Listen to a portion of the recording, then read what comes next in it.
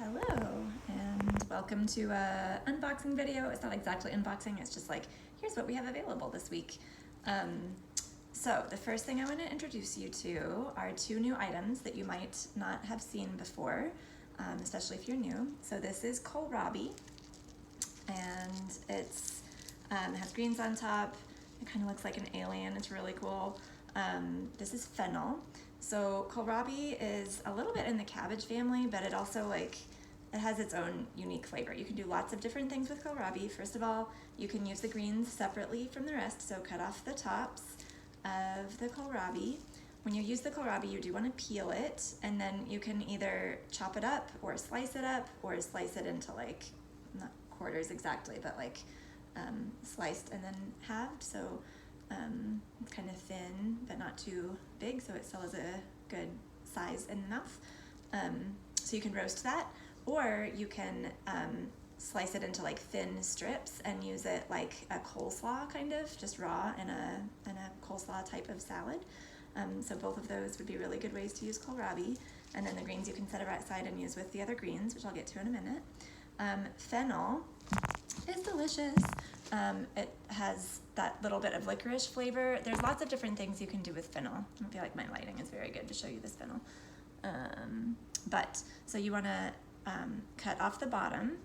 On this, you want to put it in remember the greens, and use your Debbie Meyer green bag storage. So this is also going to be something that goes in the fridge in a green bag. But when you're ready to use it, slice off the bottom. Slice off the fronds, and then there's a kind of a heart in here that I cut into a triangle that's just a bit denser, that you don't want to eat that part. So you cut out the really densest part of the heart that you'll see, kind of like the cabbage or the cauliflower has this part at the bottom that you end up cutting out. So you cut that part off and then cut it into small bite-sized pieces. You can roast it. And or you can I love to do a fennel apple salad, and actually I was thinking a fennel apple kohlrabi salad might be really, really nice. So that is probably what I'm going to try with a vinaigrette type of dressing. And then let's see, you can also use the stems. So what you want to look for in the stems is just that they're not pithy inside. So as long as they're still juicy all the way through the inside, just cut it off and then start cutting it until it starts to get pithy inside. If it starts to do that, then don't use it, but if it's juicy, use that. And then you can even use some of these fronds to dress up your salad, or whatever it is that you want to do. So that's fennel. Let's see here. I feel like the rest, we have sugar snap peas again, which disappear in my house. They're so delicious. Good on salads or just raw for snacking.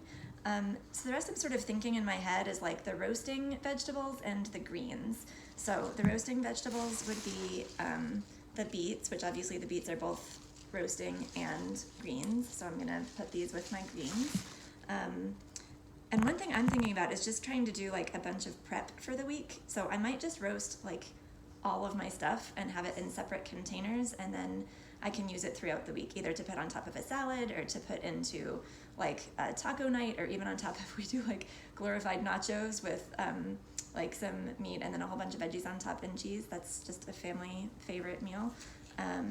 Or you could use the roasted veggies, and we had an Indian type of meal with a pre-made sauce. You can make your own sauce, and that's really delicious, but sometimes I've got to go with the pre-made because that's just what our life is like. So those roasting vegetables, you can do the kohlrabi, the beets and do separately, the broccoli and cauliflower. We had this, like I said, in the Indian meal. We still have the sweet potatoes, and so those are also really nice to have on the side. Also, I've been trying to really limit my wheat and dairy, so to have those things pre-cooked, I can use them for breakfast. So I do veggies and some fried eggs for breakfast, and that's really nice. And then we have the squash. So again, you want to cut that down the middle. On these bigger ones, you might want to cut out the seeds. The smaller ones, you probably don't need to do that. This is called a zephyr squash. So you can see that it's a bit green on the bottom and then yellow the rest. That's just the variety. It's called zephyr. We really think it's delicious and tender, and like to grow it. So those are all the roasting things. Let's see here. The broccoli, I also just love to steam it and put lemon juice on it, and it's really simple and delicious. Another thing you can do with cauliflower is mashed cauliflower. And so I put either butter or coconut oil in it and some nutritional yeast and salt, and then mash it up and even blend it up to make it really smooth. I think that's amazing. It does have a little bit of a purple tint to it, if you can see that. That is not a problem. It doesn't mean it's bad. It is perfectly fine. I'm pretty sure it means there's like we needed to add a little more phosphorus to our soils, so we're working on that. But that's a long, like, multi-year process. But otherwise it'll taste delicious.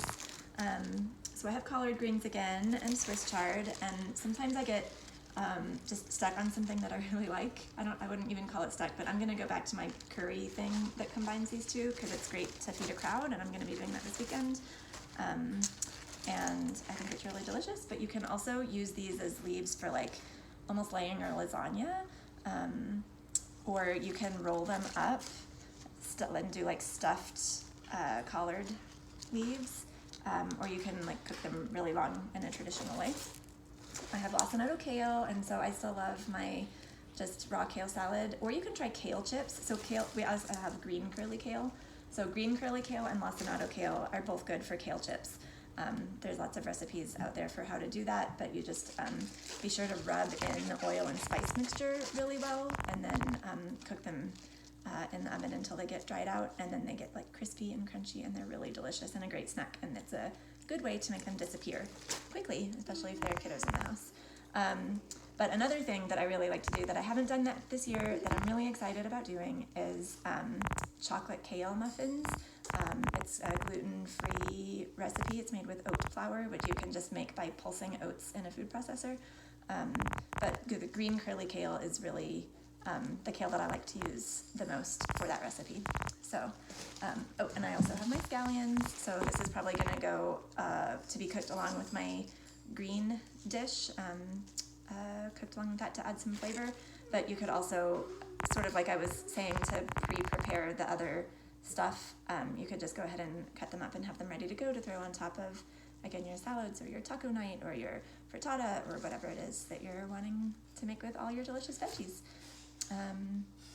So enjoy, and let us know what you're doing with your amazing food. Thanks.